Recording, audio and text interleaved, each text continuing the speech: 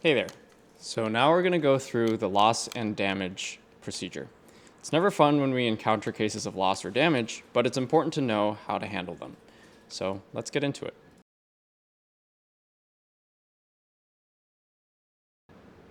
The first thing to do is to confirm that there is actually a case of loss or damage.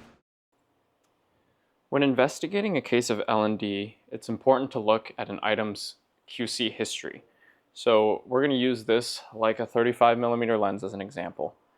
Let's say during QC, you discovered that there is a long curved scratch there, a little smaller scratch right there, and then on the front element, there's that dotted scratch. So let's say we discovered that during QC, and we want to see if that's new or if that's already been on the item before. You'd go into the item history, and you look up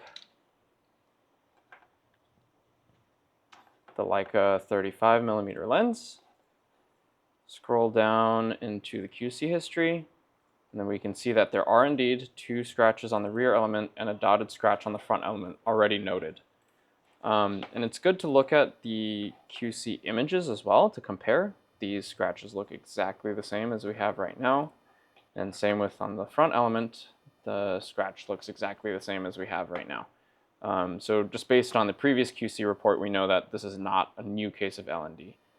So in that case, we would go ahead and file the QC report as normal, noting that there is no physical damage, but it's still good and important to make a note of the pre-existing conditions. So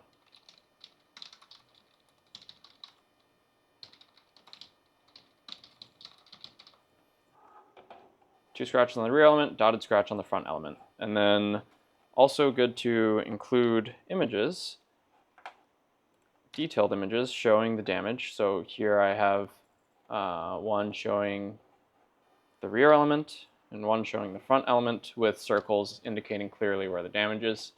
And if you attach these to the QC report, then it makes it extra easy for future QC technicians to know about the pre-existing conditions of an item. And of course, if this was a new case of L&D, then you would file an L&D report, which we will get to in just a minute. In some cases, clients might choose to leave behind some equipment when they're picking up. So when you're going through a kit and something's missing, it's just important to double check to make sure that that the item was actually given to them in the first place. So just as an example here, this is an FX3 kit and you realize, oh, the top handle's missing. You can go to the order that it was last on, and then, for example here, just look for any indications that an item was not picked up in the first place. So here we can see that the top handle was in fact never marked as picked up, and there's a note left that says top handle not picked up, and then it's left on the QC desk. So then in that case, before you continue to go through this kit, you could go search the QC desk and aha, here's the top handle. Yeah, so it's just good to check to make sure an item was actually given to the client and that they did in fact lose it, and it wasn't a situation where we left or the client left the item behind. In some cases, light damage can be considered normal wear and tear. For instance, scratches that don't really affect an item's value or functionality can be considered normal wear and tear. And there are also some very rare cases where we have certain items that are just expendable. For example, if there's like AA or AAA batteries that are depleted, just toss them and replace it with a new battery and don't charge the client for this. After confirming that there is indeed loss or damage, then proceed to the following steps. So now say we've confirmed a case of loss and damage. We're going to use this poor Atlas Orion as an example that was dropped and dinged on this corner. So we're going to file a QC report as such. You're going to indicate the item type. So this is standard, but you're just going to indicate all parts are accounted for, but yes, there's physical damage, or yes, there's functional damage, whatever the case may be.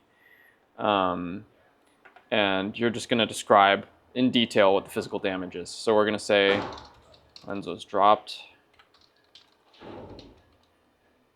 dent on metal housing, and cracks in front glass elements. And then you will have taken detailed pictures indicating the damage to the lens, and you're just going to attach those to the QC report. And then you're going to associate the order number. So in this case, that's 3511.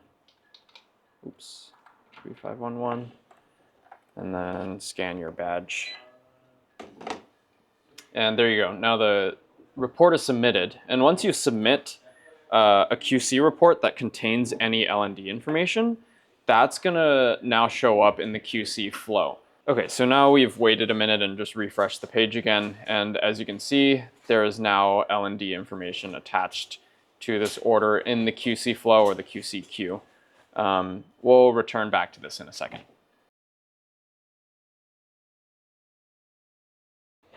So if there are any items that are damaged to the point where they cannot be rented anymore, it's very important that we prevent clients from renting the item while it's being repaired.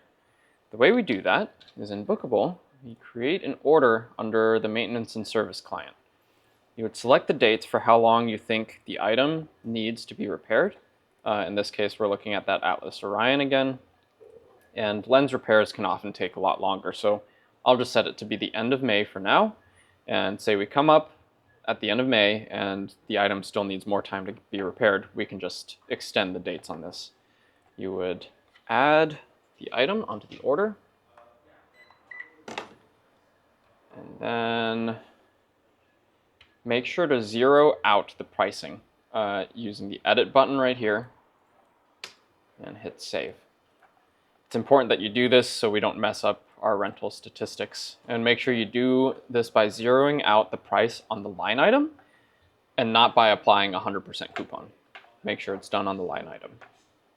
Last, also just make sure to put your name as well as leave a note indicating what order this was last on. So this is an L&D for order number 3511. This is the same order that we have been using as an example throughout this video. Hit save. Also just a note, the notes that you put here are searchable. So when you search for an order, even if you search 3511, it'll come up even if this order will be under a different number. Also leave a note just saying lens dropped, front element cracked, housing dented, just so we know what's up. And then you can leave a note saying still pending repair process, just so there's a history of what's going on with this item.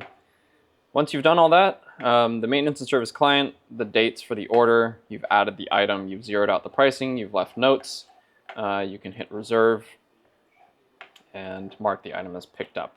And once you've done all this, clients can no longer reserve this item while it's being repaired. And yeah, so it's just important to do this. And should it be repaired before this window is up, then just hit return and revise the dates for whenever it's ready to be rented again.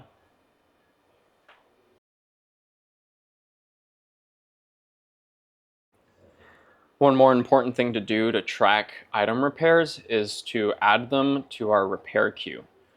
So in this case, we're going to create a new ticket for the Atlas Orion 32mm, and we can attach the barcode as such, and we're going to describe what's wrong. So lens was dropped, housing is dented, front element cracked. And the action needed is to send off the lens for repair. Attach your name, and then when you hit create and print, that's going to print a physical repair ticket. In the repair queue, you can track the progress of an item. So let's just look up the item we just created. right here. So say we've sent off the item now, we can say in progress, and you can hit update. That's not the case. And then eventually when it's done, you can mark it as complete. But just a little quick demo of the repair queue.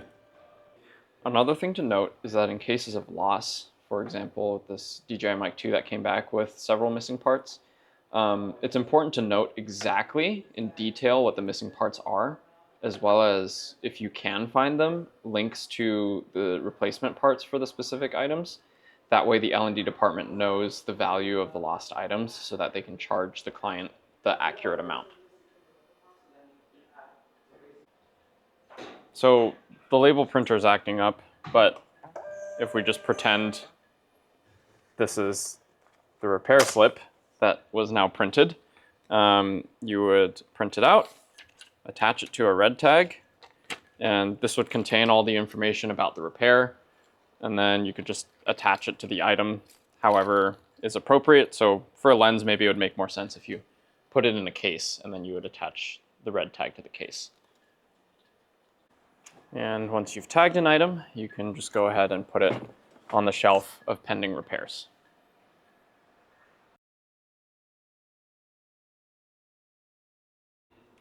Okay, so let's say you and your team have gone through the entire order now and you're ready to submit the L&D report. One thing to note is that you should always also check the intake summary form as well as the order in Bookable to make sure there's no additional L&D information that you should include. So this is because some items just get put away immediately and don't go through QC. So FX3s go through QC, and you will have noticed probably that there is a missing battery in the kit. So this you would have caught during QC. But sandbags get put away right away, and they don't ever come to QC, so you wouldn't have known unless you checked here, and if you checked the order, that there were some sandbags that were not returned. Yeah, so just make sure to check through the intake summary form and the order to make sure you have all the information you need before filing an L&D report.